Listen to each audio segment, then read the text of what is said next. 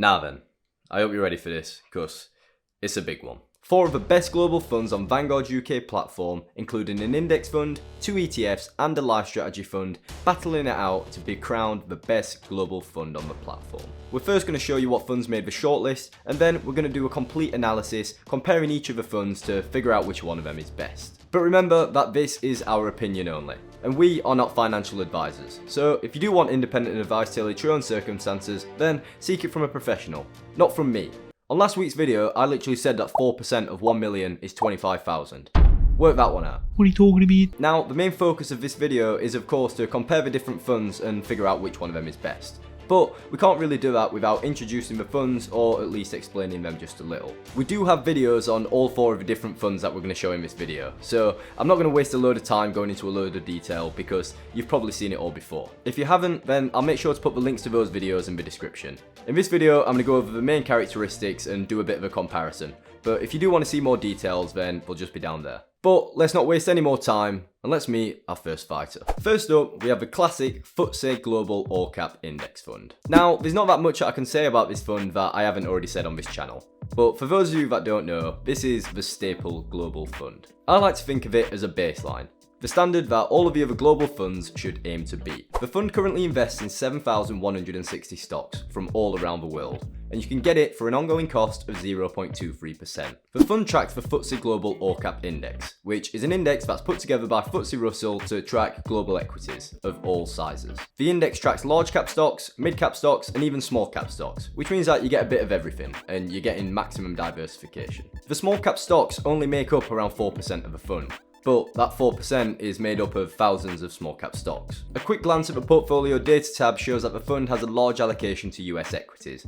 with smaller amounts being spread across the entire globe. This is a fairly standard setup for a global fund, with almost 60% being invested in the US, because funds are generally market cap weighted. Market cap weighted just means that countries just like the US get more allocated to them, because they make up such a large portion of the global markets. Another country, like Chile for example, wouldn't get so much allocated to it. Now let's move straight on to fund number 2, which is the FTSE All-World ETF, or VWRL. This fund is very similar to the FTSE Global All Cap Index Fund, as it invests in thousands of stocks from all around the world. VWRL contains around 3,750 stocks, and you can get it for the ongoing charge of 0.22%. The fund tracks the FTSE All-World Index, which is pretty similar to the FTSE Global All Cap Index, apart from the fact that it doesn't include small cap stocks. This slightly reduces the diversification, but it also makes the fund slightly cheaper to manage. The portfolio data shows that the fund is made up in a very similar way to the last fund, with almost 60% invested in the US and the rest getting a few percent each. VWRL is also a staple global fund. It's a go-to option for many investors.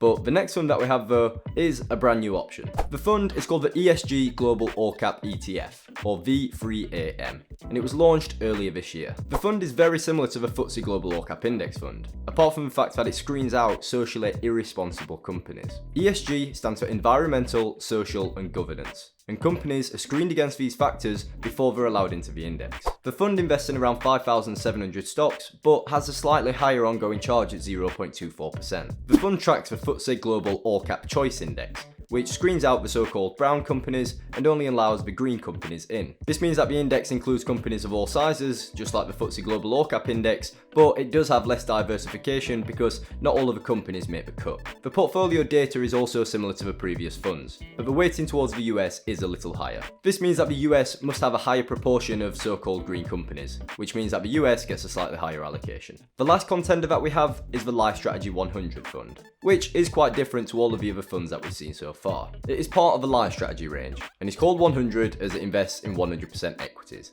It is available for an ongoing cost of 0.22%. The fund is actually made up of a combination of other Vanguard index funds that are selected by a fund manager. Because of this, the fund doesn't actually have market-weighted allocations similar to the other global funds that we've seen so far. The fund invests in around 8,300 stocks, but the allocations to each country is what differs a lot. This table last week shows the allocation to the US and UK when compared to the FTSE Global All Cap Index Fund. You can see that it is massively overweighted to the UK, but underweighted to the US. So the LifeStrategy 100 fund can be seen as a global fund that is tilting towards the UK and away from the US as a sort of active punt. So that's the 4 funds that we have: the FTSE Global All Cap Index Fund, the FTSE All-World ETF, the ESG Global All Cap ETF, and the LifeStrategy 100 fund. Remember, if you do want to know more about the funds, then we've got videos that go into details for them all. Now finally, onto the good stuff. Which of these funds is going to come out on top as the best global fund on Vanguard UK platform? Will it be the default option, the Heinz baked beans of global funds? Or will it be the cheap option, which slaps a similar label on, doesn't taste the same, but it is cheaper? Or will it be the green option, that showers once a week and has a solar powered toothbrush? Or the UK tilted option, that takes its top off whenever it's above 14 degrees and loves a good pint with its breakfast in Benidorm? Well, before we start making any serious decisions, we first need to know what we mean by the best. What exactly are we looking for? The job of a global fund is to track the global markets. And if you're wanting to track the global markets, then you're probably doing it to be diversified. For maximum diversification and to track the global markets, you're going to want to invest in more stocks.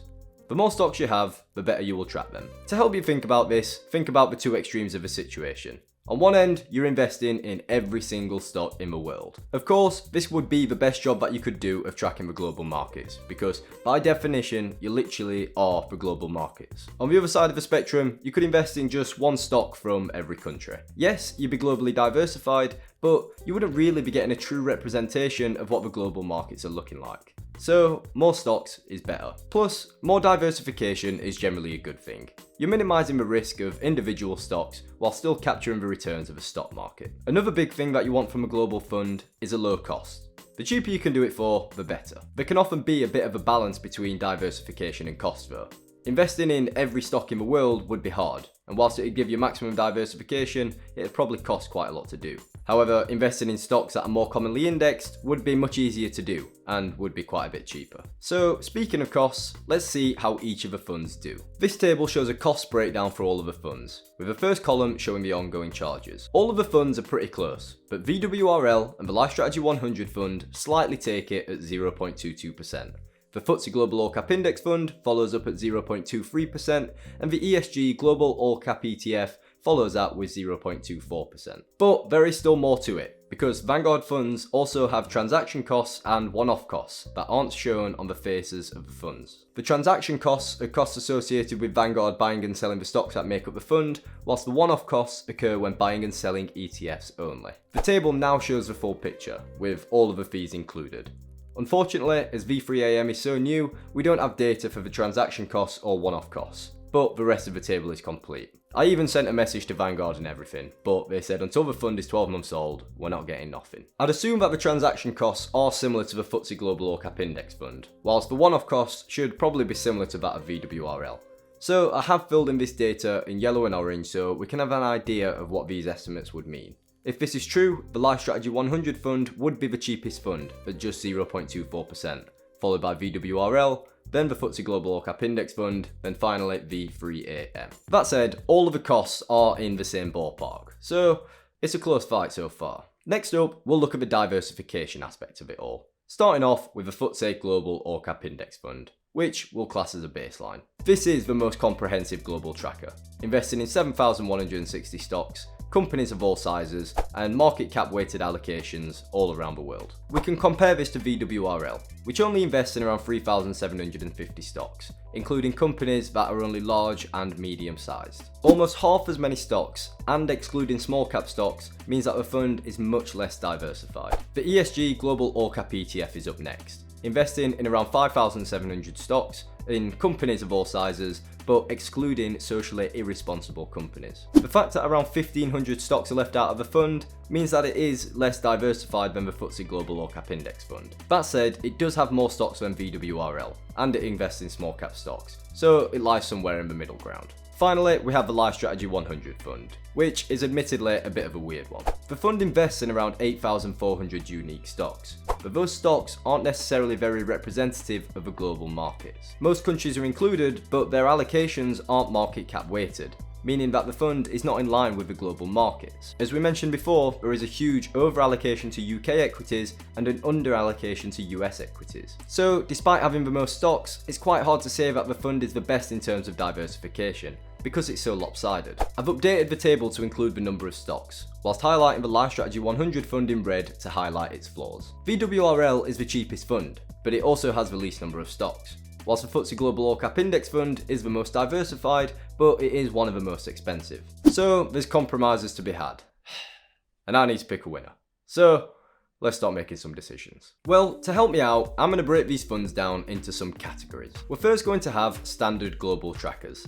In there, we'll put the FTSE Global All Cap Index Fund and the FTSE All-World ETF, VWRL. These two funds are about as standard as it gets. Nothing too fancy, just a good old global tracker. Next up, we'll have a green, or ESG category, where we'll put the ESG Global All Cap ETF, or V3AM. This category is for those that are wanting a fund to be socially responsible, for those people that want to make a positive impact with their investments. Finally, we'll have the active category, where we'll put the LifeStrategy 100 fund. Now, I do know that the word active is a bit strong, but if you're treating the LifeStrategy 100 fund as a global tracker, then you're going to want the UK to perform better and the US to perform not quite as good, so that you beat the other standard global trackers. But at the end of the day, it's an active bet. You're not really passively tracking the global markets, so I'm going to call it the active category. You either like it or you don't, sorry. So now we have 4 funds in 3 categories. What next? Well, one of the categories is not conclusive yet. We have 2 funds in there. We got the FTSE Global All Cap Index Fund and the FTSE All-World ETF. So out of these 2, I'm going to pick a winner.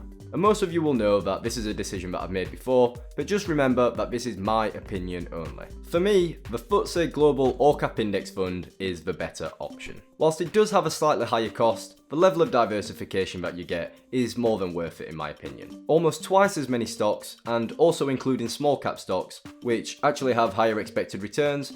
For me, it's just a no-brainer. So, as part of my selection, we're going to knock out VWRL, leaving us with 3 different funds in 3 categories. What next? Well, each category is going to be better suited to a different type of investor. An investor wanting a standard global tracker should pick from the standard category, and an ESG investor should of course pick from the ESG category.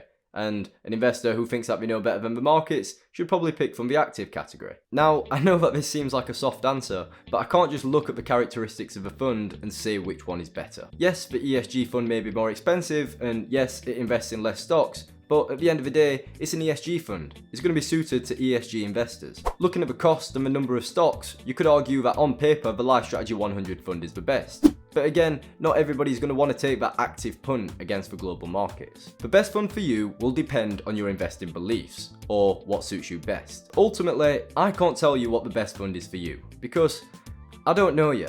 We all have different needs, and we all have different investing goals. The best fund for me may not be the best fund for you. And the key is that that's completely fine. I also want to stress that in this video, we have only covered all-in-one fund options. Portfolios that you can basically buy with just one fund. If you have a particular portfolio or investing style that you want to invest in, then there's no saying that you can't make up your own combination of index funds to make that certain portfolio. There is no right or wrong answer. Also, the analysis that you've seen today was done by me, and I'm not an expert, I'm just a random guy.